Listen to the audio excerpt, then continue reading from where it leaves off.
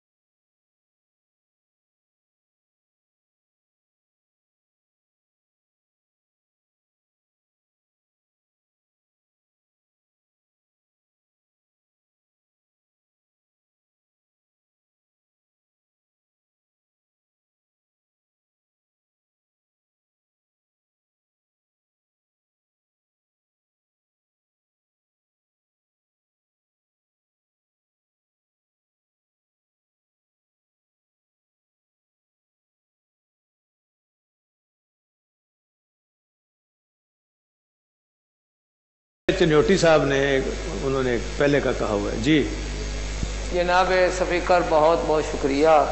میں حافظ صاحب کو زبردست طریقے سے مبارک پیش کرتا ہوں.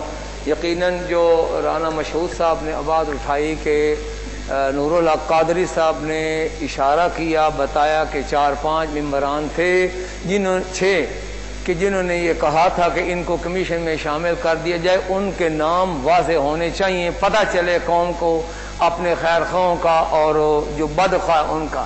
جناب میں اس کی مذمت بھی کرتا ہوں. جناب سپیکر، اس موقع پر یہ جو ایک کرونا وائرس کی طرح یہ قومی اقلیتی کمیشن کا ایک طوفان اٹھا اور اس میں ایک کسی سوچی سمجھی سازش کے تحت قادیانیوں کو شامل کرنے کی کوشش کی، تو آپ جناب چودھری پرویز الہی صاحب اور آپ کے بڑے بھائی چودھری شجاعت حسین صاحب نے 2 ٹوک اعلان کیا کہ ہم اس کمیشن کے حق میں نہیں ہیں، مشورے کے بغیر یہ کام ہوا ہے. میں یہ سمجھتا ہوں کہ آپ نے پوری امت مسلمہ کی ترجمانی کی ہے. اس پر میں آپ کو خراج تحسین پیش کرتا ہوں. اور جناب سپیکر، اس سے پہلے بھی 1998 میں جب میرے والد ماجد مولانا منظور احمد چنیوٹی رحمۃ اللہ علیہ نے ربوہ نام کی تبدیلی کی قرارداد پیش کی تھی، 30 سال اس پر لگے، مگر بڑی جد و جہد ہوئی، بڑی رکاوٹیں ہوئی، مجھے معلوم ہے. مگر ان سب رکاوٹوں کو آپ نے پرکاہ کی حیثیت دیتے ہوئے آپ نے اس قرارداد کو پیش کرنے کی یہاں منظوری دی. الحمدللہ وہ قرارداد منظور ہوئی اور اس وقت سردار حسن اختر موکل وہ ڈپٹی سپیکر صاحب تھے، شاید چیئر وہ کر رہے تھے، تو وہ بالاتفاق وہ قرارداد منظور ہوئی.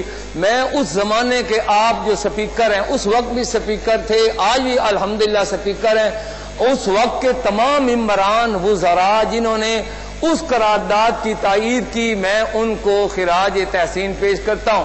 اور جناب سپیکر، میں یہ کہنا چاہتا ہوں کہ 1974 میں جب قومی اسمبلی میں یہ فیصلہ ہوا تو قادیانی تو آج تک اس 1974 والی قرارداد کو تسلیم نہیں کرتے، لیکن میں یہ سمجھتا ہوں کہ اس زمانے میں حضرت مولانا مفتی محمود صاحب رحمۃ اللہ علیہ، شاہ احمد نورانی رحمۃ اللہ تعالی علیہ، پروفیسر عبدالغفور صاحب اور آپ کے بزرگوار چودھری ظہور الہی صاحب، اور اس قسم کے قداور شخصیتیں تھیں جنہوں نے 12 دن باقاعدہ قادیانیوں کے سربراہ مرزا قادیانی اپنے آپ کو مسلمان تسلیم ثابت نہ کر سکے. اس وقت وزیر اعظم جناب ذوالفقار علی بھٹو، اللہ پاک ان کی بخشش فرمائے، انہوں نے ہمت اور جرت کا کام لیا اور ان کے کفر کی قرارداد جو ہے پاس کروائی. میرے والد ماجد مولانا چنیوٹی فرمایا کرتے تھے کہ بھٹو صاحب سے مجھے 100 اختلاف تھے، لیکن انہوں نے یہ جو کام کیا ہے میں یہ سمجھتا ہوں کہ یہ ان کی بخشش کے لیے کافی ہوگا. جناب سپیکر، 1998 میں آپ نے جو کام کیا تھا، میرا دل گواہی دیتا ہے کہ آپ اور آپ کی ساری اس زمانے کی کابینہ، سارے لوگوں کو اللہ تعالیٰ انشاءاللہ اس کے بدلے جو ہے اللہ پاک جنت عطا فرمائے گا اور یہ ہماری بخشش کا ذریعہ ہوگا. لیکن جناب سپیکر، میں یہ کہنا چاہتا ہوں کہ یہ بات سمجھ میں نہیں آتی کہ ہر 3-4 مہینے کے بعد کوئی ہمدرد کھڑا ہوتا ہے قادیانیوں کا اور ان کے لیے کوئی چور راستے نکالنے کی کوشش کرتا ہے. جناب سپیکر، بڑے افسوس کی بات ہے کہ ہم کہیں تو یہ کہ ہم ریاست مدینہ کی بنیادوں پر اس ملک کی بنیادوں کو استوار کریں گے، لیکن ہمارے وزیر اعظم صاحب کی زبان خاتم النبیین کا لفظ کہنے سے وہ لڑکھڑا جاتی ہے۔ اور جناب سپیکر، اسی جماعت کے لوگ وہ جاتے ہیں انگلینڈ میں اور انگلینڈ سے جا کر قادیانیوں سے ووٹ مانگتے ہیں، اور جناب سپیکر اس کے بعد یہ لوگ جاتے ہیں ان قادیانیوں سے جا کر یہ امداد لیتے ہیں۔ جناب سپیکر بات یہ ہے، جناب سپیکر بات یہ ہے، میں یہ کہتا ہوں غیرت کسی چیز کا نام ہے، اور حضور علیہ السلام نے ایک موقع پر فرمایا تھا صحابہ کرام کو کہ میں تم سب سے زیادہ غیرت مند ہوں، نے فرمایا کہ اللہ پاک مجھ سے بھی بڑا غیرت مند ہے۔ جناب سپیکر غیرت بھی کسی چیز کا نام ہے۔ افسوس کی بات یہ ہے کہ قادیانی یہ کہیں کہ جو مرزا قادیانی کے اوپر ایمان نہیں لاتے وہ سارے کے سارے کنجریوں کی اولاد ہیں۔ جناب سپیکر وہ اپنے اوپر ایمان نہ لانے والے کی ماؤں کو کنجری کہیں اور ہمارے دل میں رحم آ جائے، ہم کہیں جناب وہ بھی باسی ہیں۔